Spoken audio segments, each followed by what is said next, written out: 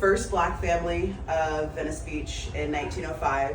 His name's Arthur Reese. He brings 50 of his family members out here from Louisiana, and they were incredibly successful. Worked hand in hand with the developer, and there was also a redlining that we learned about in the 30s in Venice Beach. And we realized that Venice Beach is an area that has been built by Black folks, has become beautiful because of Black folks, but people don't really know their stories.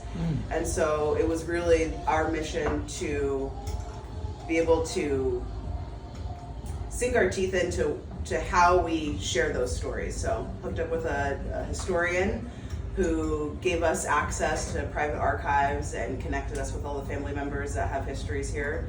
And we designed each of the 4 suites to tell the history of Venice Beach through the eras. The suite that you guys are in, we actually call the canvas because this one is not tied to time.